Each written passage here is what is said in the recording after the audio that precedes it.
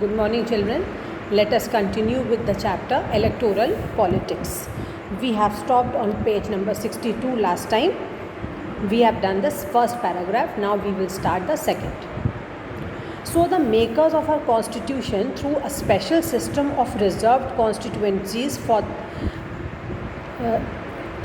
So the makers of our constitution thought of a special system of reserved constituencies for the weaker sections. Some constituencies are reserved for people who belong to scheduled castes and scheduled tribes. In a scheduled caste reserved constituency, only someone who belongs to the scheduled caste can stand for election. So we have studied last time why this was done, so that the minorities can also get equal participation in a democratic country. Similarly, only those belonging to the scheduled tribes can contest an election from a constituency reserved for scheduled tribes. Currently, in the Lok Sabha, 84 seats are reserved for scheduled castes and 47 for scheduled tribes. This number is in proportion to their share in the total population. Thus, the reserved seats for scheduled castes and scheduled tribes do not take away the legitimate share of any other social group. They have their own participation, they have their own representation, and they don't interfere in any other participation of any other group. This system of reservation was extended later to the other weaker sections at the district and local level. In many states, seats in rural and urban local bodies are now reserved for other backward classes as well. However, the proportion of seats reserved varies from state to state. Similarly, 1/3 of the seats are reserved in rural and urban areas for women candidates. This you must underline, this is important. 1/3 of the seats are reserved in urban and rural local bodies for women candidates. Now the voters list. Once the constituencies are decided, the next step is to decide who can and who cannot vote. Very important, children.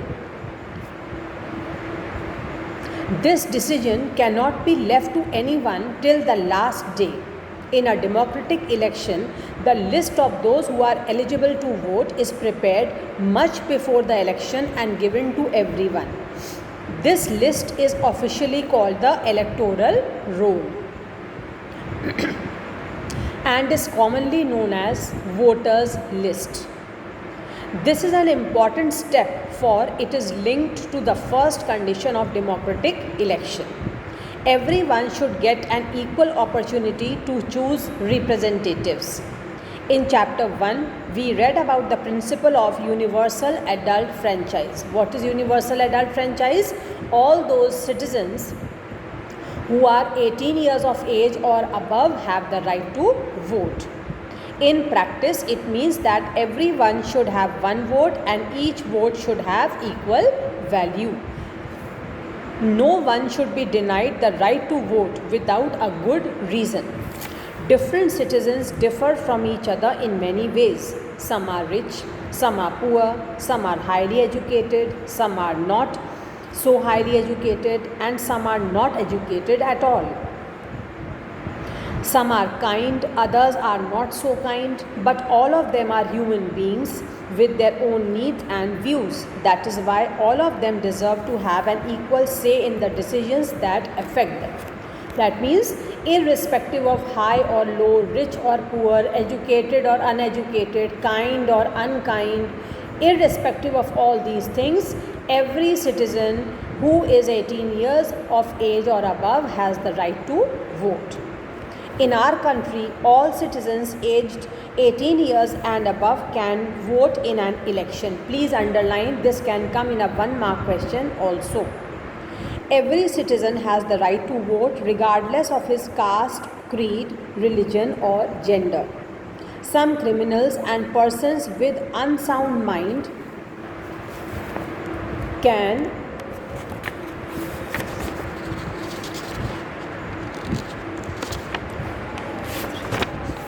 be denied the right to vote, but only in rare situations.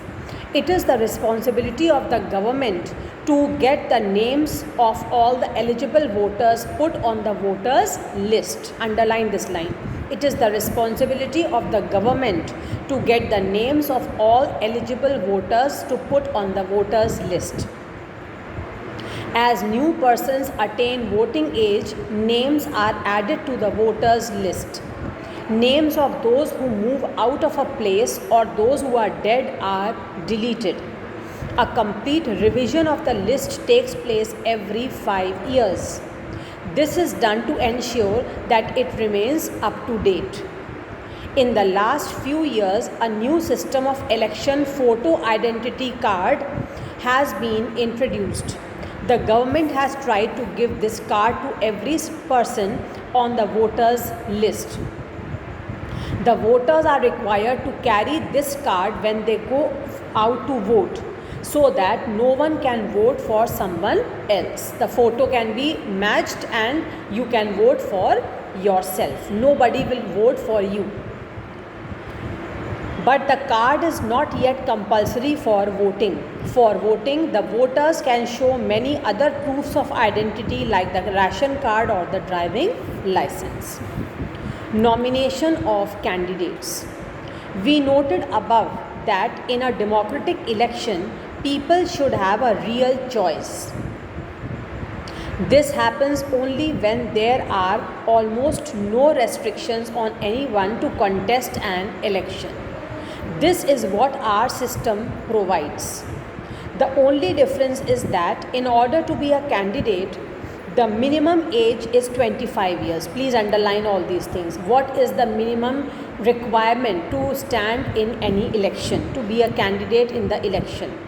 The minimum age should be 25 years, while it is only 18 years for being a voter. To stand as a contestant in the election, you should be minimum 25 years of age.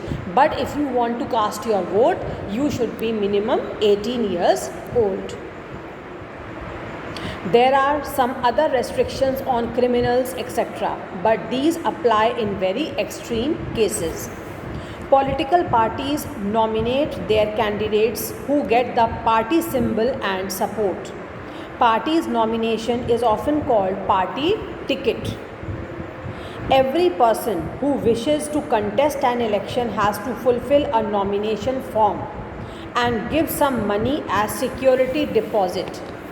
Recently, a new system of declaration has been introduced on direction from the Supreme Court.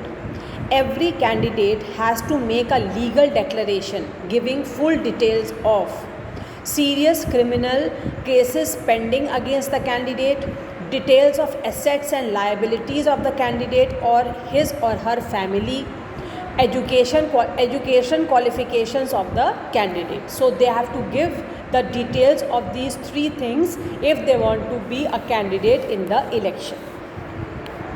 This information has to be made public. That means we, the citizens, the public, has all the right to know these three details of the person who is standing in election. This provides an opportunity to the voters to make decision on the basis of information provided by the candidate. If we see that the candidate is totally uneducated, or he has a criminal background, or he is a corrupt, he has taken a lot of bribe, etc., then obviously the citizens will not cast their vote for him. Election campaign. The main purpose of election is to give people a chance to choose the representatives. Underline, what is the main purpose of election?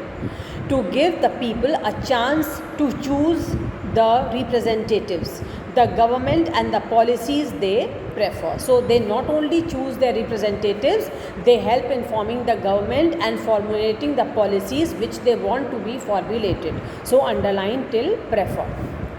Therefore, it is necessary to have a free and open discussion about who is a better representative, which party will make a better government, or what is a good policy? These three questions should be answered by the citizens, because we should know for which party we want to choose, why we want to choose that party, who is the candidate standing from that party, etc.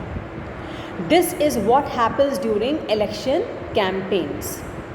In our country, such campaigns take place for a 2-week period between the announcement of the final list of candidates and the date of polling. During this period, the candidates contact their voters, political leaders address election meetings, and political parties mobilize their supporters. You must have seen when this 2-week period begins, then lot of election campaigns are held, meetings are held, and different people, they are given an opportunity, the political leaders are given an opportunity to meet their voters so that they can talk to them. In other words, they try to influence the voters, they try to tell them that what all things they are planning to do when they will win their election, how they are going to serve the country, how they are going to serve the people. In this way, they try to win the confidence of the people. So all this is done in this 2-week time period. This is also the period when newspapers and television news are full of election related stories and debates.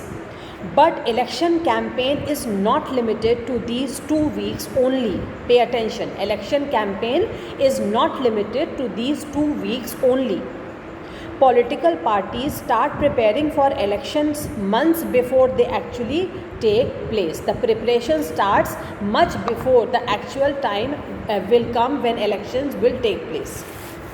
In election campaigns, political parties try to focus public attention on some big issues. As I told you, that big issues are brought to the forefront. The people are told what are this political party going to do, what are their candidates going to do if they will win in the election, etc.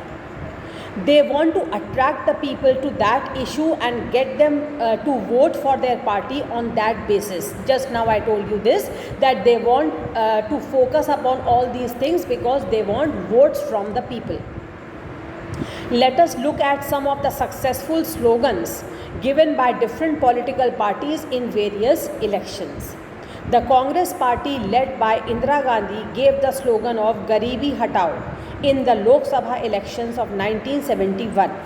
The party promised to reorient all the policies of the government to remove poverty from the country. Save Democracy was the slogan given by Janata Party in the next Lok Sabha election held in 1977. The party promised to undo the excesses committed during emergency and restore civil liberties. The left front used the slogan of land to the tiller in the West Bengal Assembly elections held in 1977. Protest the self-respect of the Telugus was the slogan used by N.T. Rama Rao, the leader of the Telugu Desam party in Andhra Pradesh Assembly elections in 1983. So such kind of slogans are often given by political parties just before elections, and these slogans are popularized among the common people. Why? So that the people, the voters, can come to know, if I will give vote to a particular political party, what is this party going to focus upon, which issue is going to be taken up as a priority issue when they will win the election. In a democracy, it is best to leave political parties and candidates free to conduct their election campaigns the way they want to. But it is sometimes necessary to regulate campaigns to ensure that every political party and candidate gets fair and equal chance to compete. According to our election law, no party or candidate can. Now these 4 things you should learn, that what according to our election law, the party or the candidate, what can they do, what can they not do. No party or candidate can bribe or threaten voters, appeal to them in the name of caste or religion, use government resources for election campaign, spend more than 25 lakh in a constituency for the Lok Sabha election or rupees 10 lakh in a constituency in an assembly election. So these four things the party or the candidates have to keep in mind if they are contesting as a candidate, if they are standing as a candidate in the election. If they do so, their election can be rejected by the court. If they don't follow the above guidelines, then their election can be rejected by the court even after they have been declared elected. In addition to the laws, all the political parties in our country have agreed to a model code of conduct for election campaigns. According to this, no party or candidate can use any place of worship for election propaganda, use government vehicles, aircrafts and officials for elections. And third, once elections are announced, ministers shall not lay foundation stones of any projects, take any big policy decisions or make any promises of providing public facilities. So these are the three codes of conduct which all the candidates have to keep in mind, all the parties have to keep in mind. Firstly, they will not use any place of worship for their propaganda, for making themselves popular or their party popular. Then they will not use any government vehicles or aircrafts or officials for elections. Thirdly, once the elections are announced, the ministers will not lay down any foundation stones for any big projects or decide any take important decisions on any important project or important agenda or make any promises of providing public facilities. All this they can do before the elections have been announced. They have lot of time, they can do all this. But once the elections are announced, then they cannot do all this, because then it is considered that they are trying to influence the people directly or indirectly, which is not allowed. Polling and counting of votes. The final stage of an election is the day when the voters cast or poll their vote. That day is usually called the election day. Every person whose name is on the voters list can go to the nearby polling booth, situated usually in a local school or a government office. Once the voter goes inside the booth, the election officials identify her, put a mark on her finger and allow her to cast her vote. This you must have seen when your mother, father, grandmother, grandfather or your elder brother or sister, they must have gone to cast their votes in the past. When they come back, you will see that on their left hand index finger, a blue ink mark is there which remains for many days. It is a proof that you have cast your vote, and it also does not permit us to go again to cast the vote, because once that ink is put, that becomes permanent for some days. So you can't go again to cast your vote, because once you have already cast your vote, that ink is the proof. Once the voter goes inside the booth, the election officials identify her, put a mark on her finger and allow her to cast her vote. An agent of each candidate is allowed to sit inside the polling booth and ensure that voting takes place in a fair way. So that day is very, very important. Earlier, the voters used to indicate who they wanted to vote by putting stamp on the ballot paper. Earlier, the system of voting was through ballot paper. Now it is through machine. EVM machines, electronic voting machines. A ballot paper is a sheet of paper on which the names of the contesting candidates along with their party name and symbols were listed. It used to be like your register page, and the name of the party, the symbol of the party and the candidate's name all were printed in one serial order. Nowadays, electronic voting machines or EVM are used to record votes. Now there is no paper, a machine is kept, you just have to press the button. The button is there in front of every party symbol and every candidate. Just you press that button and the vote is cast. The machine shows the names of the candidates and the party symbols. Independent candidates too have their own symbols allotted by election officials. All the voters has to do is to press the button against the name of the candidate she wants to give her vote. Once the polling is over, all the EVMs are sealed and taken to a secure place. A few days later, on a fixed date, all the EVMs from the constituency are opened and the votes secured by each candidate are counted. The agents of all candidates are present there to ensure that the counting is done properly. The candidate who secures the highest number of votes from a constituency is declared elected. In a general election, usually the counting of votes in all constituencies takes place at the same time on the same day. Television channels, radio and newspapers report this event. Within a few hours of counting, all results are declared and it becomes clear as to who will form the next government. So this is how election takes place in a country like India, in a democratic country like India. Very soon, after 2 years maybe, no, not 2 years, after 4 years approximately, you will also become 18 years old and you will also get the right to vote. Then all this what you are reading just now in your textbooks, you will experience in your practical life. What makes elections in India democratic? That means now we will study why do we call Indian elections as democratic elections? What makes them democratic? We get to read a lot about unfair practices in elections. Newspapers and television reports often refer to such allegations. Most of these reports are about the following: inclusion of false names and exclusion of genuine names in the voters list, misuse of government facilities and officials by a ruling party, excessive use of money by rich candidates and big parties, intimidation of voters and rigging on a political day. That means forcing the voters to cast their vote for a particular candidate for a particular political party, harassing them, troubling them and forcing them to cast their vote for the party they want. People pressurize the voters to cast their vote for some other party, not for the party they want to. Many of these reports are correct.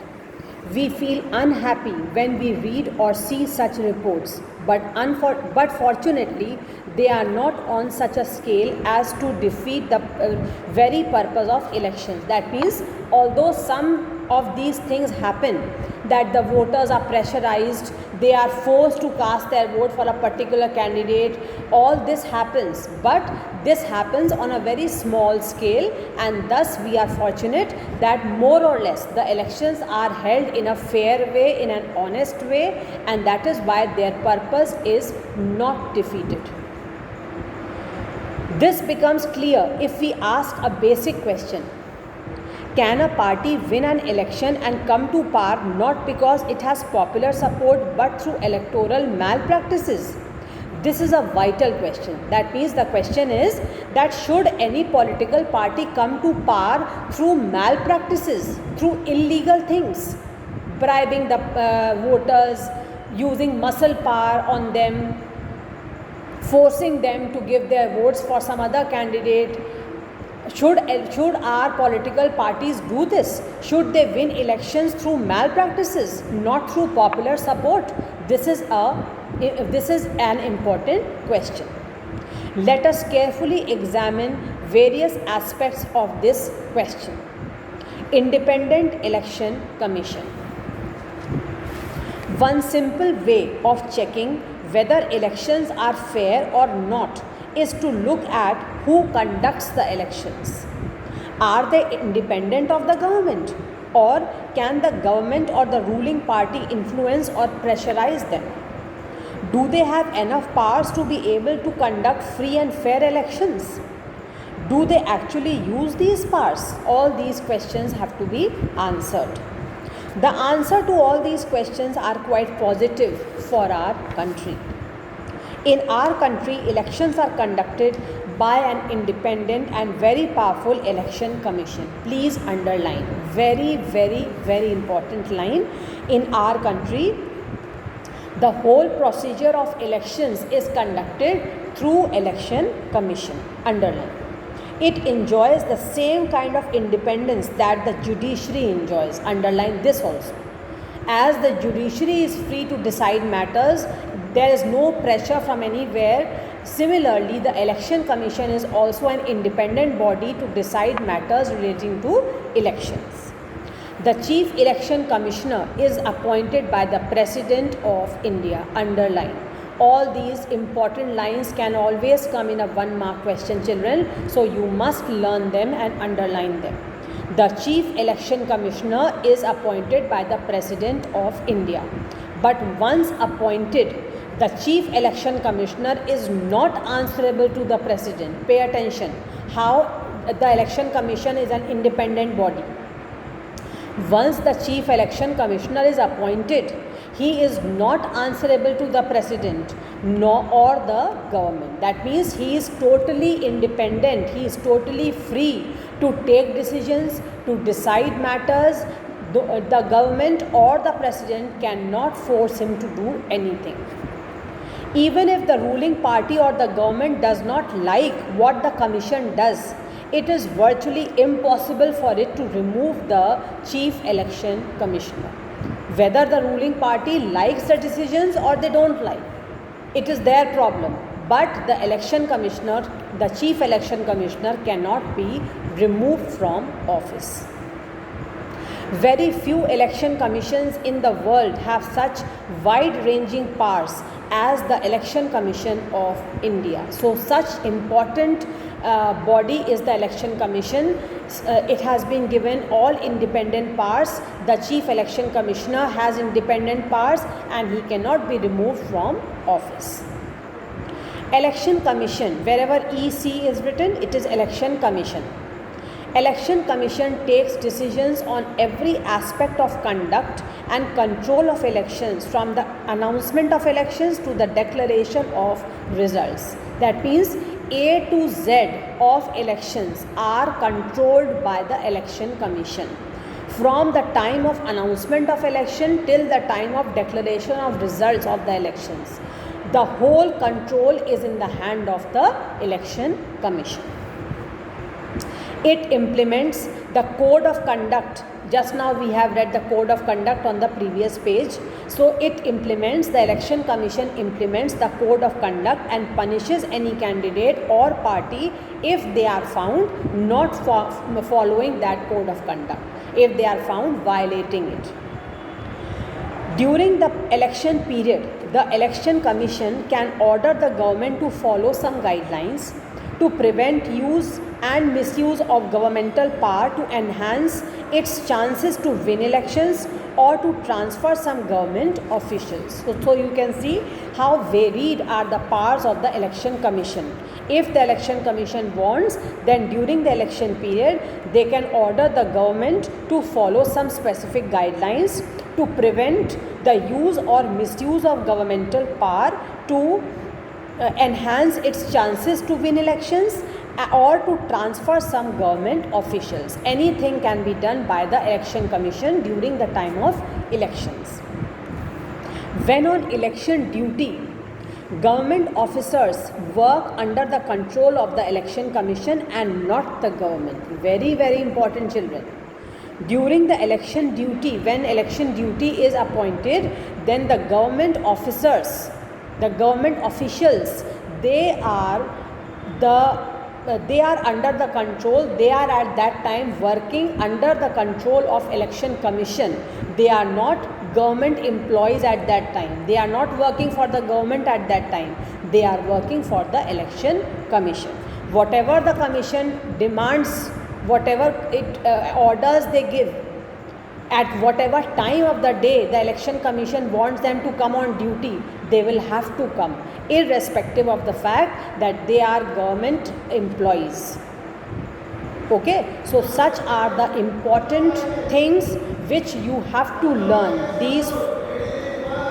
These 4 points are for you people to learn, because this is very, very important.